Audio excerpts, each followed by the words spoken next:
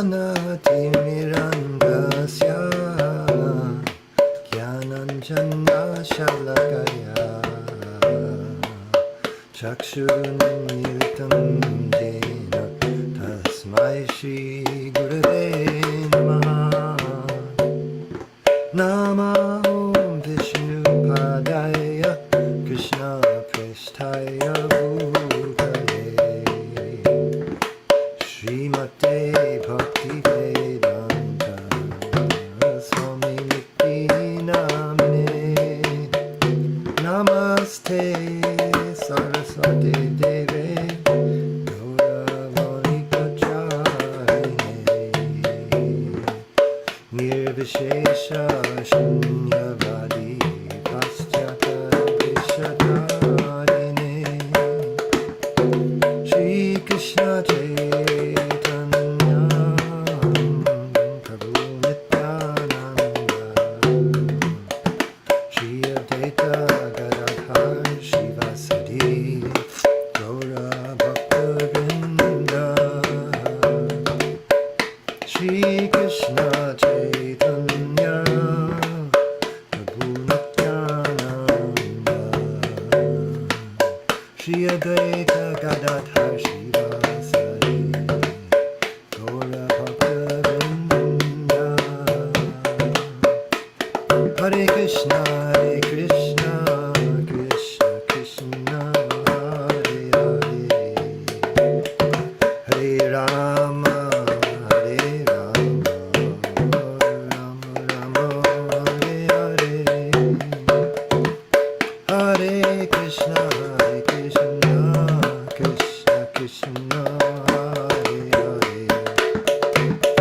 Hare Rama Hare Rama Rama Rama Hare Hare Hare Krishna Krishna Krishna Hare Hare Hare Rama Rama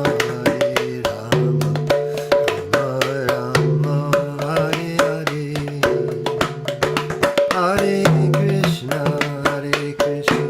Krishna Krishna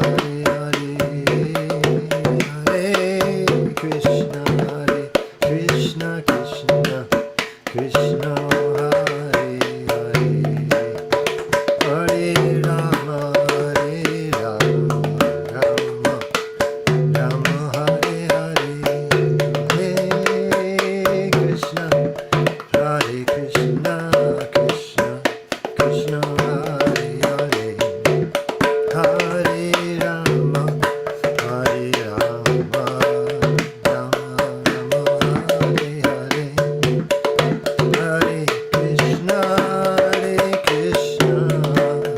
Krishna Krishna Hare Hare Hare Rama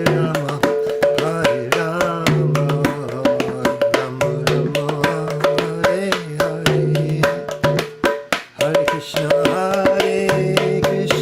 Krishna Krishna Hare Hare Hare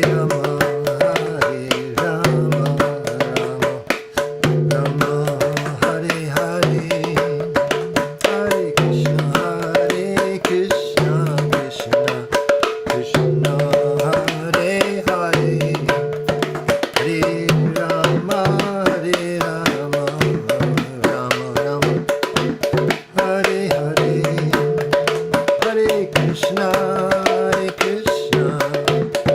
Krishna Krishna Hare Hare Hare Rama Rama Hare Hare Hare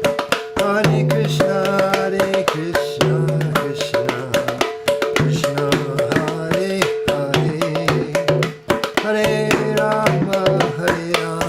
Rama Rama Hare Hare Hare Krishna Krishna Hare Hare Hare Rama Rama Hare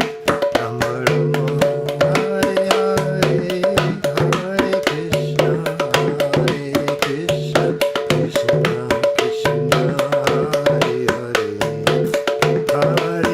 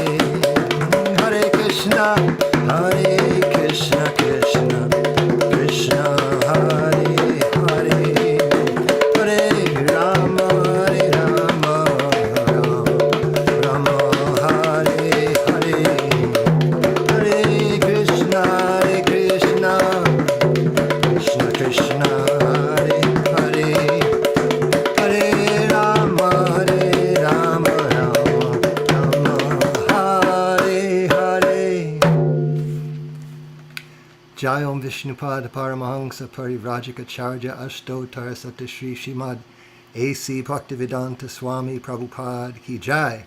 Anantakoti Vaishnava Vrinda Ki Jai.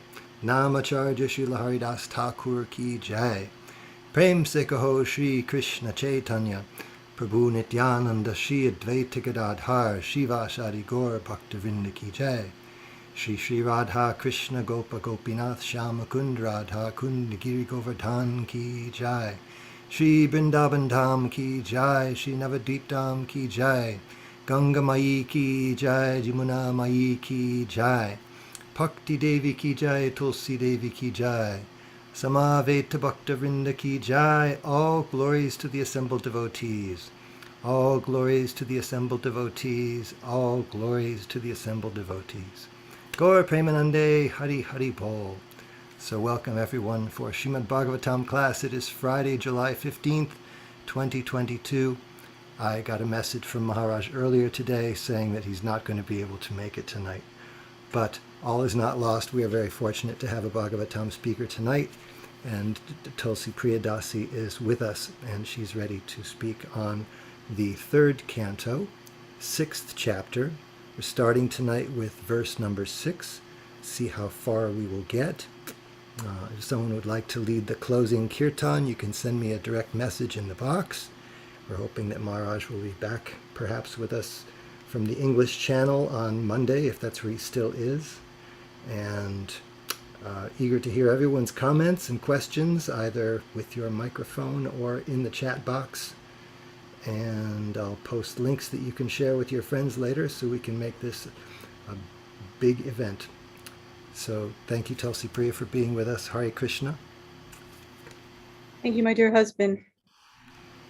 Om Namo Bhagavate Vasudevaya. Om Namo Bhagavate Vasudevaya. Om Namo Bhagavate Vasudevaya. So, Srimad Bhagavatam, Canto 3, Chapter 6, Text 6, the status quo.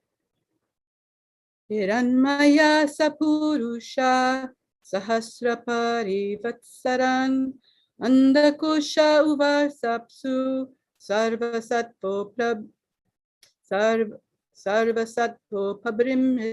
Pabrimhita. Translation. The gigantic Virat Purusha, known as Hiranmaya, lived for 1,000 celestial years on the water of the universe, and all the living entities lay with him.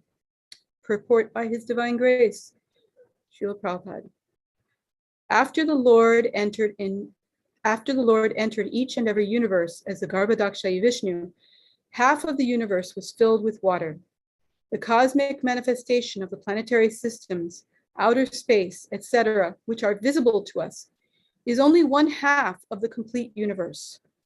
Before the manifestation takes place, and after the entrance of Vishnu within the universe, there is a period of 1,000 celestial years.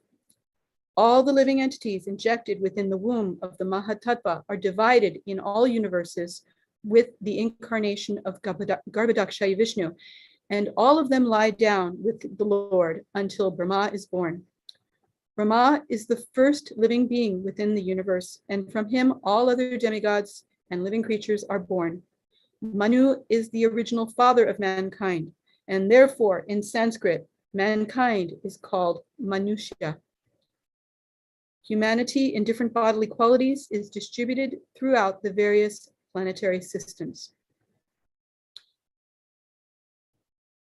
Om Jnanatimrandasya Gyananjana Shalakaya Chakshurun Militam Yena Tasmai Shri Gurave Namaha Shri Chaitanya Manovistam Stapitam Yena Bhutale Swayam Rupa Kadamhayam Dadati Swapadantikam.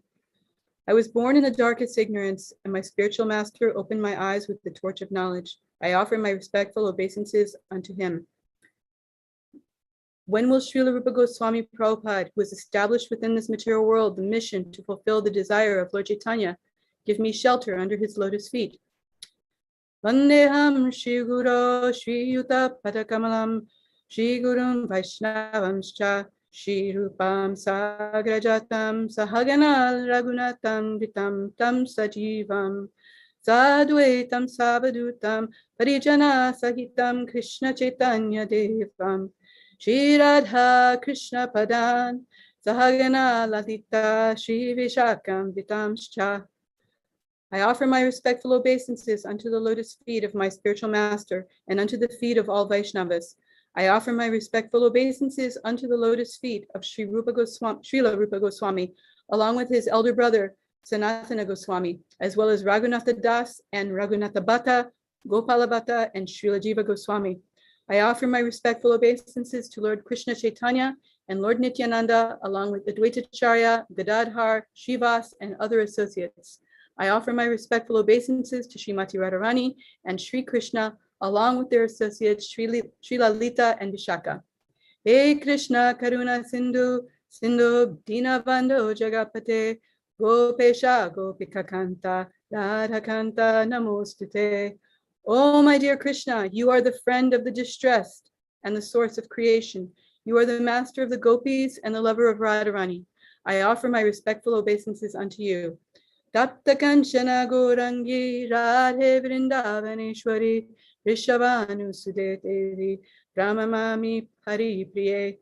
I offer my respects to Radharani, whose bodily complexion is like molten gold and who is the queen of Vrindavan. You are the daughter of King Vrishabhanu and you are very dear to Lord Krishna. Vancha kalpatarubhyascha kripa sindhubhya evacha patitanam pavanebhyo Vaishnavebhyo namo namaha. I offer my respectful obeisances unto all the Vaishnava devotees of the Lord. They can fulfill the desires of everyone, just like desire trees, and they are full of compassion for the fallen conditioned souls. Shri Krishna Chaitanya Prabhu Nityananda Shri Advaita Gadadhar Shivasari Gaura Bhaktavinda. I offer my obeisances to Shri Krishna Chaitanya Prabhu Nityananda Shri Advaita Gadadhar Shivas and all the others in the line of devotion. Hare Krishna, Krishna Krishna, Hare Hare, Hare Rama, Rama Rama, Hare Hare. So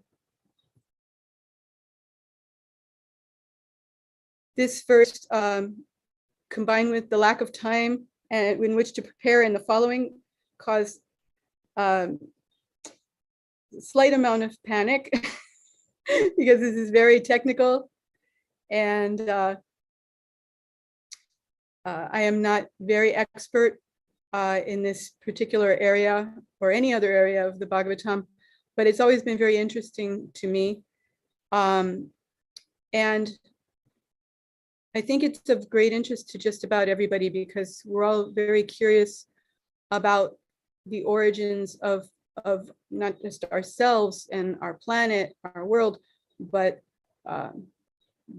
just why everything exists, how everything came into being. And so, this is a very elaborate, we get a very elaborate description of how the universe has come into being. And not just, when we say the universe, we think, in mundane circles, we think the stars, the galaxies, the planets, but, in our cosmology, not just the universes and the stars and the planets and galaxies and whatever, but even things like our own senses and the sense objects and other things which aren't really covered in mundane cosmology are described how they come into existence. So it's very elaborate, very technical in the sense that it's it's described in how things happen. Sometimes when we say technical, we think it has to do with machinery or technology or computers or things like that. But really, technos just means how something is done. That's the etymological rock bottom meaning of the word technology or technical. So, like I said, I'm not extremely expert or even close to being expert in this, but we have this information because to whatever degree we're able to absorb it, we're all curious about it, we all want to know, and it's unlike any other scripture that you can examine. We have descriptions, we have answers, we have explanations, and underlying it all is the cause, why it happens this way. So it's very satisfying and comprehensive and complete. Now, if we want to get into nitpicky little material details of what things are made of in terms of chemicals and physical properties, quantum physics and all that kind of stuff, that's another business. But really, for the average person who's not going to make a career out of describing the material elements, this is, I think, sufficient explanation of our origins, our source, and why it all exists in the first place. Does anybody have any comments? I will check the chat box. Let me see.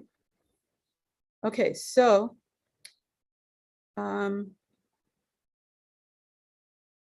Panchatattva Prabhu says, everything is created as a deliberate, elaborate system. Nothing about it is accidental or incidental. Yes, I did not mention that, but that is the case. It is done on purpose. It is done by the will of a person. And that's pretty amazing. When I grew up as a Christian, it's like, well, God made the world, but we never get told how he made it or why he made it, in fact, you actually get you do get some why, at least if I'm remembering the Bible correctly. Panchatattva Prabhu is also a product of the Catholic school system. I think he went to Catholic schools. I went for 11 years. And I think in Genesis, in the Bible, it said that God said, let there be light, right? Well, does that mean that everything was dark before then? Was God just sitting in the dark, And then it says he created the world, and there was the Garden of Eden, and it says he was lonely, and he said, let us make man in our own image. And that's where maybe my beginning of my dissatisfaction and my search for answers about God and what God really is and what the absolute truth is started, because how can God be lonely?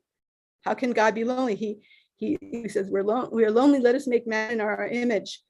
So it doesn't, even a child can understand, how can God be lonely? And if he's existed for all time, why, why? And that's the other thing. You don't get a proper understanding of infinity, because people think infinity is from now on, and it without end, from, like it says in the movie, from to infinity and beyond. But we were never taught that infinity also goes from now to before now and beyond. So how can God be lonely and all of a sudden out of nowhere? And maybe St. Augustine or maybe Thomas Aquinas have explained this thing. I never learned it in school, not in 11 years of Catholic school. So it started to break down for me a little bit there. But of course, we learned that Krishna is never alone. He is always surrounded by his parts and parcels, his Shaktis. And so his creation of the universe is not for, everything he does for his pleasure, but the material world is created for the sake of the jivas who want to enjoy separately. The material world exists for us. Krishna does not require a material world. Material energy is his external energy. And his internal energy is where his pastimes are going on, his relationships are going on, and his external energy exists, I would say, primarily for people who don't want to be with him. That's what is there. It's like you're either in or you're out. So we are getting a very nice, comprehensive, what was the word Panchatattva Prabhu used? Deliberate system. Saraswati Mataji says, I think it's difficult to conceive of multiverses and innumerable Brahmas. Here it is stated only 50% of all universes are visible to us, and we cannot even comprehend what 50% is visible. Okay, I wanted to have a look at that again. Half of the universe. Okay, are you referring to the purport here where it says half of the universe? Because what I was getting from that is that, the universes come out like like bubbles from the breathing of Narayan. And those universes are half filled with water. If you're saying, am I understanding you correctly, or is there something that I'm missing that we're, because I don't think we can perceive other universes visible to us, right? So maybe I'm not understanding you, or Yes, I'm sorry. I think I got mixed up there. okay. Myself. All right.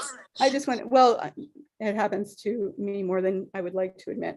But yeah, no, I get what you're saying. Yeah, so whether it's multiple universes or whether it's half of this universe, it's still a big place, and we still don't know that. Literally, the saying goes, we don't know, you don't know the half of it. We don't know the half of it. We don't know the half of it. The other half is underwater. I don't know what's happening under the water, if anything. But still, you know, Vishnu is there, and he is dreaming. He is dreaming our world, and that's far out. That's pretty amazing. Is there another comment? My husband has a comment or a question. Yes, my dear husband, please ask. Oh, well, there are a couple of points that I was thinking, in case you might want to elaborate on them, that occurred to me when I was reading this verse in purport. Is that, well, first is that, like you say, Prabhupada doesn't get very nitty gritty or nitpicky in this explanation. He gives kind of an overview of how the universe comes out and how Brahma comes out and then the Manus come out. He doesn't go into depth explaining things like the Parivatsara, which is the 1,000 years of his measurement, which is always been for me very difficult, because I mean, it comes up in a couple places in the Bhagavatam, this term Parivatsara, and it always refers to the measurement of time according to Narayan or Vishnu. And what is 1,000 years for Vishnu? I don't know. It's like, you know, how much can you explain to a fruit fly on a rotten banana in the supermarket how the supermarket came to be, how the trucking supplies are going, and all that? Not much. So we're shown our place in the cosmos, which is, you know, Yes. pretty small. Yes, I always imagine that the whole Bhagavatam, the purpose of the Bhagavatam is like a cosmic, it's a gigantic map of the universe and of consciousness in general. And then there's this tiny little pinprick that says, you are here, you know, and it's only visible out of mercy, because we can't even see ourselves in the grand scheme of things. You know, if we were to be outside of it all somehow, we wouldn't even be able to see our own universe, what to speak of ourselves. That's one reason why it's such an amazing thing.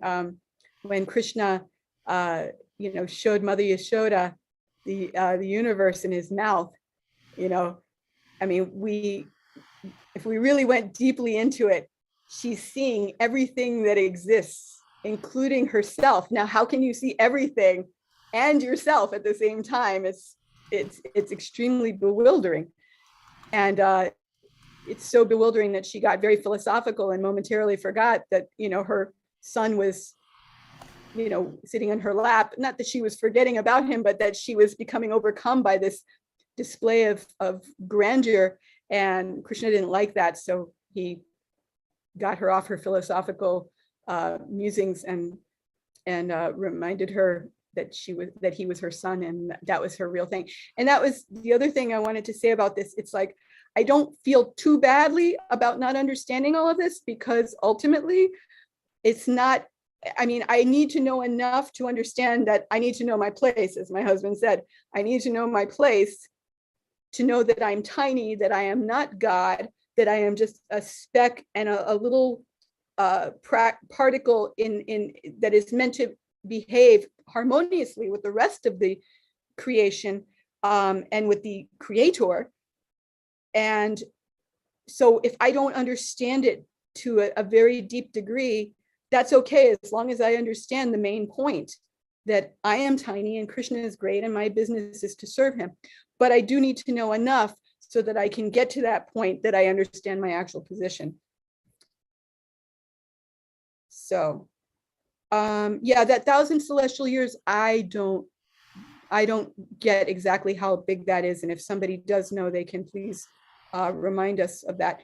Gurudas Prabhu says 1/10,000th the tip of a hair. Yes. And as Ravindra Prabhu has told us on a number of occasions that 1/10,000th of a tip of a hair is like a quarter angstrom unit. Is that right, my husband? Yes. Yeah. Yeah. So a quarter angstrom. So there's an actual, material physicist description of what that size is. It's a quarter of an angstrom unit. And I'm guessing that Sariputta Prabhu probably came up with it, calculated that, which, by the way, I sent you the link to that video from the University of Florida. There's a very nice video out, which if you can pull that up, my dear husband, and post it in the chat, of I'm sorry, Swarup Damodar Maharaj and Sariputta Prabhu, very young, very, very young. Then they're on a university-produced television show by a very distinguished professor named Michael Gannon, who I did a little research on, found out he was a former priest, and then he gave up the priesthood and became a professor. And he was interviewing them, and this is one of the best interviews I've ever seen of devotees, whether they're scientists or not scientists. This man was so respectful, so knowledgeable, and he just asked wonderful questions. And Sariputta Prabhu and Swarup Damodar, formerly Brahmachari, were answering in brilliant ways, and it was just so entertaining and enlivening to watch. So when that I suggest you all bookmark that link and watch it later, because it's really wonderful. Okay, so Praveen Prabhu has a comment. Bali Maharaj saw beneath the garments of the Lord, who acts wonderfully, the evening twilight. In the Lord's private parts, he saw the Prajapatis, and in the round portion of the waist, he saw himself with his confidential associates. In the Lord's navel, he saw the sky. On the Lord's waist, he saw the 7 oceans. And on the Lord's bosom, he saw all the clusters of stars. That is just gorgeous. Thank you so much. That is so beautiful. That is so beautiful. When I was a little girl, my mother had a lot of books on the occult, like how to analyze your dreams and how to cast spells and things like that. But she had more dream books and everything. She used to like to analyze her dreams first thing in the morning. And I remember, they would talk about like zodiac signs, and the zodiac signs, they would say like, this sign is governed by the arms of the grand man, and this sign is governed by the thighs of the grand man. And I never knew who this grand man was. I didn't think it was God because they didn't specify it was God. But if, and I'm not going to make a one-to-one, correlation here, because I don't think that's what they were doing. But it's interesting and it's beautiful to think of this universal form as representing different parts of Krishna's body, of the Lord's body. And it's just, there's the more the less personal description of it, and the more personal description of it, but it's all related to Krishna. It's all related to Krishna. So you can take it in different ways, but ultimately it all leads back to Krishna as the person. So I think if there are no more comments, I'm going to move on to the next. Well, Panchatattva Prabhu has a hand up. Oh, I missed it. Please ask your question or comment, Prabhu. Yes. Firstly, going back to your misgivings about the Christian teachings that God was lonely and therefore he created. There's in May of 66, at least that early, Prabhupada was quoting that Vedic aphorism, Eko Bahusham, from the Lord or from the one came the many. Mm-hmm. And he's talking to these very early students in May of 66 in New York. And he's explaining that just as the Father has so many children, expands himself, is expanding with so many children, and he says, why does he do this? Why is he Father having so many children? He says, for his enjoyment. He's doing it for his enjoyment. So there is something to the conception of God as wanting the enjoyment or the reciprocation of his sons and daughters. So I thought that was, I always liked that, actually, that particular image. And yes, I also was kind of put off by the idea that God was lonely. And of course, we know that sitting in the dark. yeah, sitting in the dark, lights out. Oh, I better create a light bulb. I don't know. This isn't a good arrangement. So another thing is, and I was prompted by your mischievous husband, he wanted me to reference, I'll get to it here, a little story about how Srila Prabhupada made His Holiness Tamal Krishna Maharaj understand his place in the universe. Yes, I love that. Yes. This is from Servant of the Servant by Tamal Krishna Goswami. He says, one day I brought a painting done by our artist, Murlidhar, for Prabhupada's approval. On Prabhupada's request, Murlidhar produced, or reproduced, I should say, on canvas, the Srimad Bhagavatam jacket cover showing the spiritual sky. As I held the painting up, Prabhupada began to explain the plan of the creation.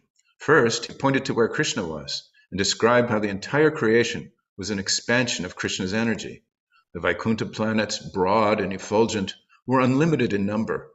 Then Prabhupada pointed to the corner of the painting where the material world was situated. Mahavishnu is lying down there and millions of universes emanate from his skin holes. Prabhupada said, each universe is filled up with unlimited numbers of living entities who inhabit all of the planets and stars. One of these planets is our Earth, and on this planet are many continents. On one continent there is America, and in America there are so many big cities. Here is Los Angeles, and in Los Angeles there is a street, La Cienega Boulevard. On this boulevard, among all of the buildings, is a temple of Lord Krishna, and in this temple there is one Tamal Krishna. He is there and is thinking that he is very important. Then Prabhupada looked at me and smiled. He was showing me how unimportant I really was. The lesson was clear. No one had the right to become puffed up, no matter how important his position might seem to be. In comparison with Krishna, the cause of all causes, each jiva is tiny and insignificant, but in spite of this vast difference between the Lord and the living entity, Krishna allows his pure devotees to associate with him equally. Jai. Jai. Thank you so much. I love that. I love that pastime. I love it so much. The credit for the reference goes to your dear husband. Thank you, my dear husband. Yeah, that also reminds me the story of Lord Brahma wanting to speak to Lord Vishnu and was it the Kumaras who I forget now, but they're saying who is calling for the Lord, and they said Lord Brahma. And they say, and then they come back and say, which Lord Brahma? And Lord Brahma is like, there are more than one. There's more than one. And then he's admitted, and he asked the Lord, I was asked which Brahma how many Brahmas are there? And then all these Brahmas with many more heads than he had come in. And I love to hear pastimes about Lord Brahma because he's so he's our acharya, he's our sampradaya acharya, and yet he's humbled on so many different occasions. And there's one painting, I think, where he's crying. I think it's after he's tried to fool Krishna by hiding the cowherd voice. So you've got this, incredible personality on his knees praying and wiping tears from his eyes. At least that's the way I'm remembering it. And a little boy with food in his hand, yeah, whatever, get on with it, okay, I forgive you, goodbye, And so it's very endearing. It's very endearing because we owe him all our respect.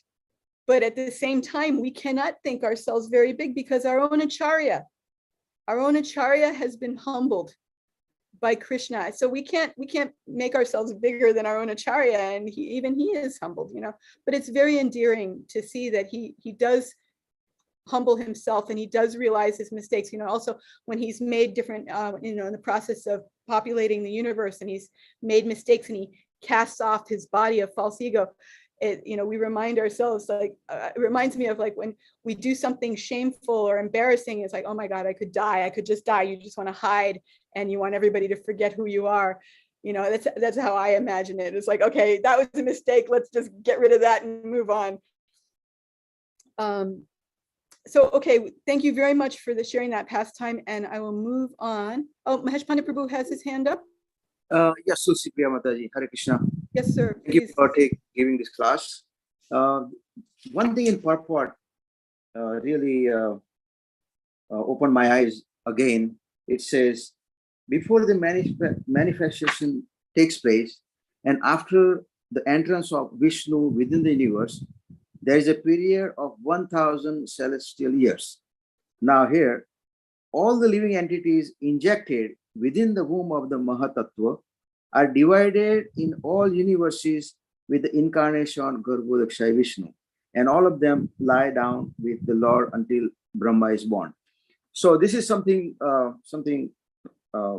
new that I realized, that the Mahatattva is divided into as many universes are there, and they all lie down in different Garbhodakshaya Vishnus with them. So it's very interesting. It's not just one universe that Mahatattva is there, and the Mahatattva is divided into this. So this is very significant. Thank you very much. Thank you very much. Yeah, so many universes, and the living entities are divided amongst all of them.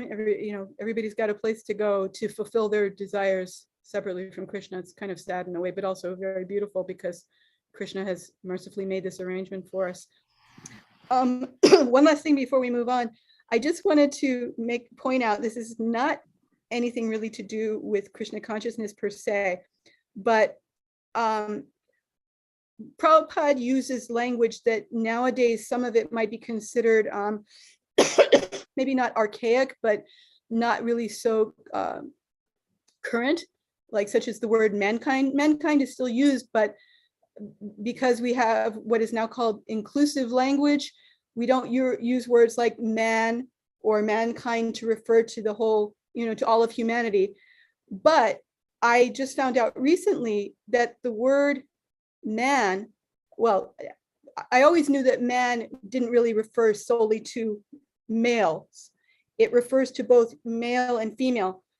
But sometimes people think that the word female is a sort of feminization of the word male, that male means man and female means, something extra for or less than man.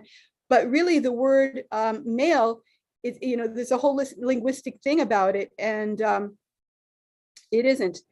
They're separate words. Male means men and female means women, and female has nothing to do with male. It's just over time, words are developed, or words, words exist in a language from ancient times, and then they change and evolve and degrade. And I was just thinking, sometimes we like to politicize things too much, but really the word female is not a sort of derivative of male. It has its own separate root. And if anybody wants the link for that, I'll share it. It's very interesting, and you can use that next time you want to get into a Facebook discussion with somebody. Okay, moving on to text 7. Savai Vishvasrijam Garbo Devakar Matma Shaktiman Vibhabhajatmanatmanam Ekadha Shadha Tridha. Translation: the total energy of the Mahatattva in the form of the gigantic Virat Rupa divided himself by himself into the consciousness of the living entities, the life of activity and self-identification, which are subdivided into 1, 10, and 3 respectively. Purport: consciousness is the sign of the living entity, or the soul. The existence of the soul is manifest in the form of consciousness called Jnana Shakti. The total consciousness is that of the gigantic Virat Rupa, and the same consciousness is exhibited in individual persons. The activity of consciousness is performed through the air of life, which is of 10 divisions. The airs of life are called prana, apana, udana, vyana, and samana, and are also differently qualified as naga, kurma, krikara, devadatta, and dhananjaya. The consciousness of the soul becomes polluted by the material atmosphere, and thus various activities are exhibited in the false ego of bodily identification. These various activities are described in Bhagavad Gita 241 as Bahushaka Hyantascha Buddhayo Vyavasayina. The conditioned soul is bewildered into various activities for want of pure consciousness. In pure consciousness, the activity is one. The consciousness of the individual soul becomes one with the supreme consciousness when there is complete synthesis between the two. And just for fun, I'm going to do a screen share so that we can all read along with this, because it's long.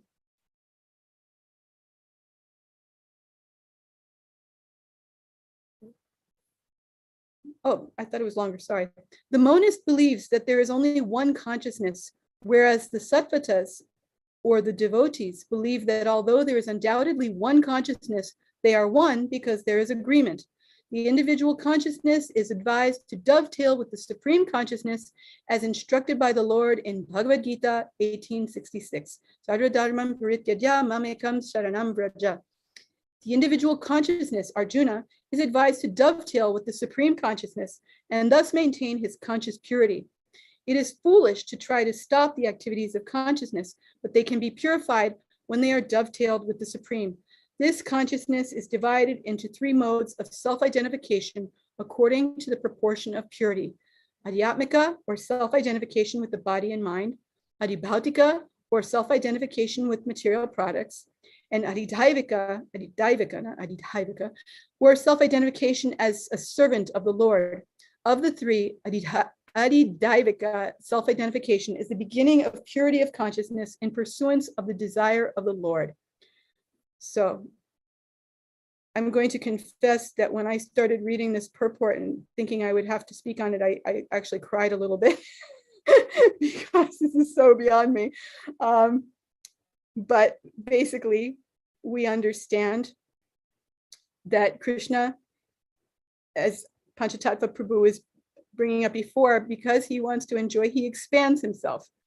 And there's no point of beginning or end. That's just the way it is. He expands himself, eternal present tense.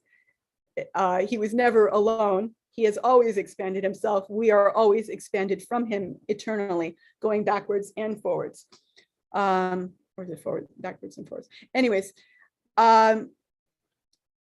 what really caused me to shed a tear was the discussion of the errors of life, the prana, apana, and because of the lack of time, I didn't have much time to go into this deeply, except to look up that Prabhupada says prana means life.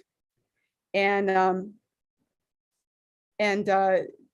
that's basically it. It's life. There are different types of errors that do different things. And if somebody knows more about this and wants to raise their hand or comment in the chat box on that, you're very much welcome to do so. And I thought it was interesting also in this paragraph, Prabhupada mentions Bahushaka Hyanantascha Buddhayo Vyavasayina, one of the few verses that I know more or less by heart. And in that verse, Prabhupada is using in the purport we're on right now to talk about activities. And here, Prabhupada uses it to describe the intelligence, many-branched. And I was thinking about that. It's like, well, what is the connection? You know, there's intelligence can be many-branched. We're distracted by many things. We're interested, we're attracted by many things. But then he's describing activities. And that led me to think about the knowledge acquiring senses and the senses of action, Jnanendriya and Karmendriya. And, you know, we see in a little baby who's just getting acquainted with the world once again, that if they want to study something, if they want to know something, first they reach out their hand and grab it. And then the next thing is that they put it in their mouth. So we have this Karmendriya sense of grabbing and the Jnanendriya sense of tasting, you know, of acquiring knowledge. And so in one sense, they're both the same things. We act on the world because we want to get the perception from our actions. We want to get something into ourselves, knowledge or power or pleasure or something. So we use our karmindriya to attain these things. I'm going to check the chat box. Let's see. Okay, Panchatattva Prabhu says a further elaboration on the bodily airs is given in a verse coming up. That's good to know. I did not get that far yet. Saraswati Mataji says, stated here that the Adidayvika is the beginning of purity of consciousness, but isn't this state of consciousness the end goal? So let's go back and look at that again. And if anyone wants to chime in on that, they are welcome to. So it says the consciousness is divided into three modes of self-identification according to the proportion of purity: Adhyatmika, identification with the body and mind; Adibhautika, or self-identification with material products; and Adidayvika, or self-identification as a servant of the Lord. Of the three, Adidayvika, self-identification, is the beginning of purity of consciousness in pursuance of the desire of the Lord. So first thing that comes to my mind is that we have, we talk about Sambandha, Abhideya, and Prayojana. So Sambandha is the beginning, and that's establishing the relationship. So that's what I'm getting from this, is that understanding who you are to begin with is the beginning. And then you follow the process of developing that relationship. And then the goal, of course, is Krishna Prema. So we can know that we're a servant of God. We can have that identification, but I think we need to go through the process of consciously cultivating that identification and until we reach the end goal. So you can know something, but you have to practice it, and then you achieve the goal of the full-fledged love, prema, for Krishna, because there are many stages. There are stages before that. Bhava, you can fall down from bhava, and the purificatory stages, and shraddha, and all of that. So that's my understanding. If somebody else wants to expand on it or correct me, please do so. Is there anybody? Okay. One thing I found very interesting here is we hear a lot, if you're at all exposed to any kind of news or politics, this idea of identification. I identify as this, I identify as that, and I was trying to categorize in my own mind, like adhyatmika, self-identification with the body and the mind. Well, for instance, we can have, I am a woman. I identify a woman, whether physically a woman or not, or identify as a certain race, or I identify as a certain ethnicity. And then material products, that I wasn't so clear on, except my memory is kind of wavering right now. I guess in one sense it's kind of the same. I am this body is the most basic, and then material products, yeah, things like ethnicity and nationality, those are material products. And then Adidayvika, self-identification as a servant, that basically just throws out all those previous identifications and renders them meaningless, because the fact is that however you identify in connection with the material energy at the end of this life, it's all done, it's finished, it's gone. And the only thing that's left that's material is your material mind, and that can carry you to another body where you will identify with material products and material, and the body and the mind and all of that. So Panchatattva Prabhu, please comment if you like. I'm completely in agreement with you regarding Adidayvika indicating Sambandha. The other thing I liked about this, and I thought I'd ask you to elaborate on it, is this expression, this consciousness is divided into three modes of self-identification according to the proportion of purity. What does that mean? Okay, I'm sorry, I'm looking for that again. It's right before Adibhautik, Adhyatmik, Adibhautik, and Adidayvik are mentioned. It's in the highlighted portion of your, Oh, okay. yeah. According to the proportion of purity. So, well, I guess in one sense, Prabhupada says, he talks about extended selfishness.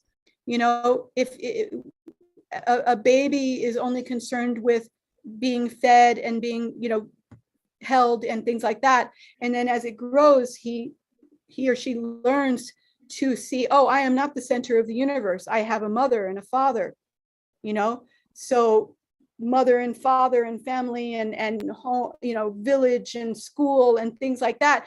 Those are also products of they're material products in one sense, because the relationships are based on the body, but our sense of self-identification expands, and then goes to nation and, causes and things like that. So that's what I get, when I guess when you say purity, in one sense, you're bringing in more stuff that's material, but I think if the goal is to try to move beyond just your own very narrow sense of self, then you're expanding your consciousness to take in more of Krishna's energies.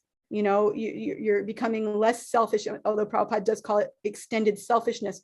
So when you become a humanitarian, you at least see that, oh, all humanity are my brothers and sisters, and the world is my home. And so you're gradually becoming, I don't know if the right word to use is purity the way I'm understanding it, but your consciousness is expanding somewhat, although it's nothing compared to understanding oneself as Krishna's servant, because then everything is encompassed in that, not just what you're able to perceive or relate to, or that within your very narrow purview. Does that make sense? Yeah, it makes sense to me. I kind of thinking about it in terms of glass half empty, glass half full, glass 3/4 full. The idea being, as you said, there's a certain amount of selfish awareness involved, and there's a certain giving up of that selfish, that concentrated selfishness. Mm-hmm. And of course, it seems like the Jayādvaita platform is quite above and beyond the other two platforms. Oh yeah. And that's the thing. It's like, what people want to achieve via humanitarian means, or it's the word I'm thinking of, just flew out of my head. People who donate money, starts with a P. Anyways, is that if we see ourselves as Krishna's servant, logically, that means everyone else is Krishna's servant. And logically, if everyone else is Krishna's servant, then we need, if we really see ourselves as Krishna's servant, we're not going to say, oh, I'm the most important servant. We just out of intellectual honesty, we have to say, well, I don't know if I'm the most important servant, so let me just assume that everyone else is more important servant and I should serve them. Because if you see everyone as Krishna's servant, and what that really means is that they're part and parcel of Krishna, that means they're little bits of Krishna, so you have to serve them also. And you can serve them in big ways, or you can serve them in little ways, but ultimately the real way is from the platform of the Madhyama, who recognizes, yes, I am Krishna's servant, but not everybody else realizes that they're Krishna's servant. So let me help them come to that awareness. Saraswati Prabhu says, oh wait, no, I read that already.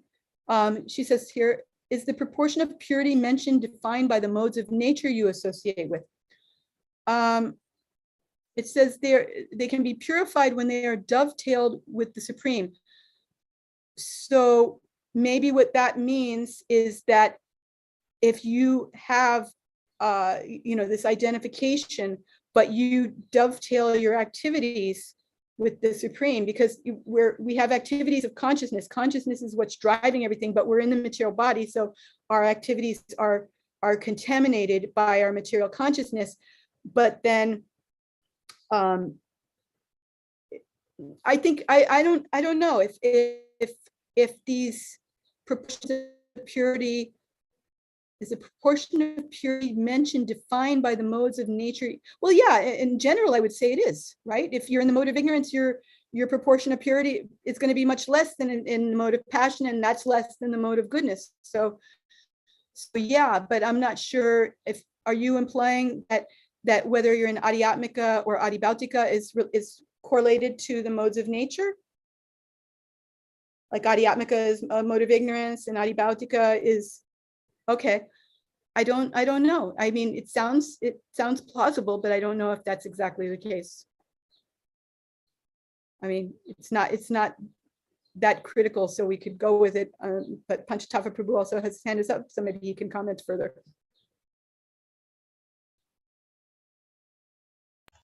I was thinking that there perhaps is some sort of general correlation there, but the fact that Srila Prabhupada is saying that Adhidaivika is self-identification as a servant of the Lord kind of goes beyond Right.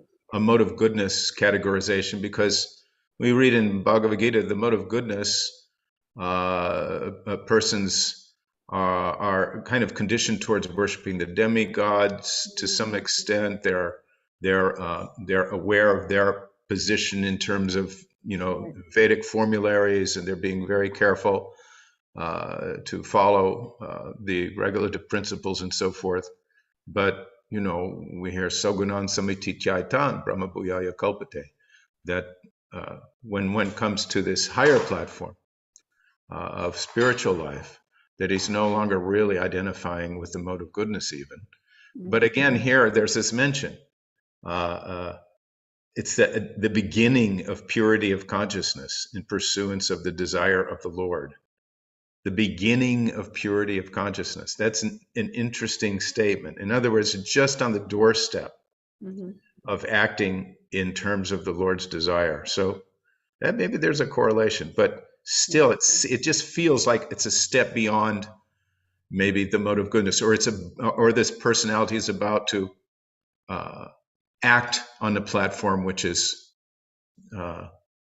beyond this mere mode of goodness situation.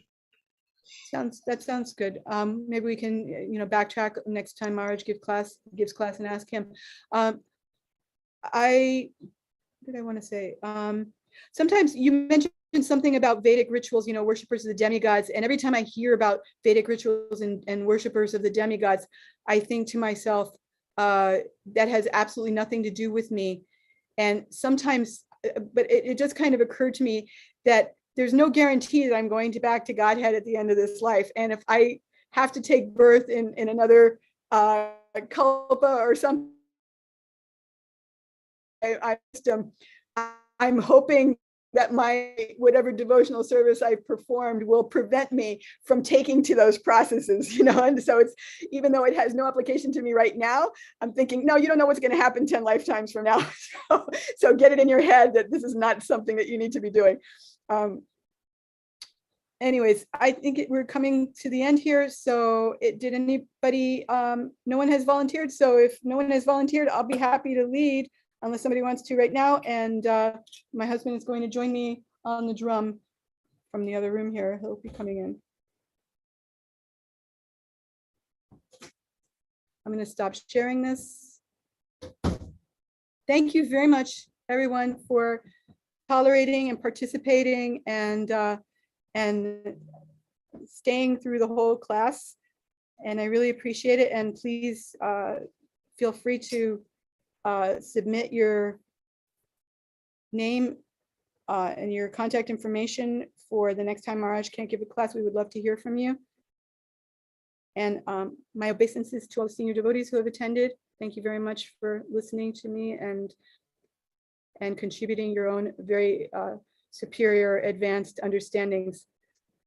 Haribol Yogi Prabhu.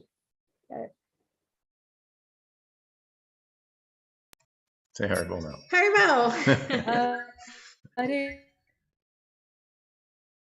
Krishna, Krishna Krishna, Hare Hare, Hare Rama, Hare Rama, Rama Rama, Hare Hare, Hare Krishna,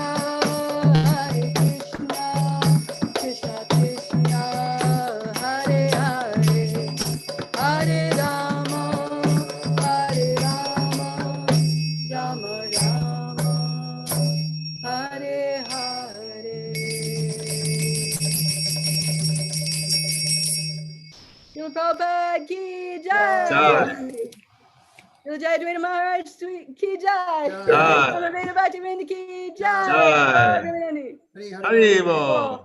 Thank you all again. And have a very pleasant evening. And I guess we'll hopefully see Maharaj on Monday. Otherwise, we'll find someone else to give class. And That was a great class. Great class. Thank you so much. You're very kind. And yeah, it was a very tight time limit to get ready. And You did a great job. Thank you. Hare Krishna. And just by the mercy of the Vaishnavas, I cheat by saying, "Oh, do you have any comments, Prabhu?" No, it's really good.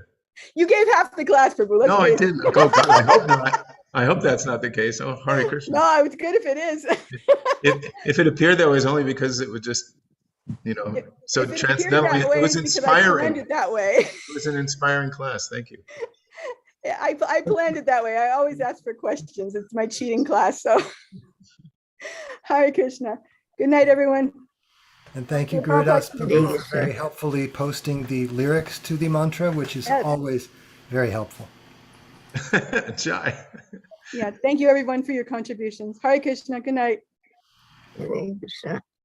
Jai.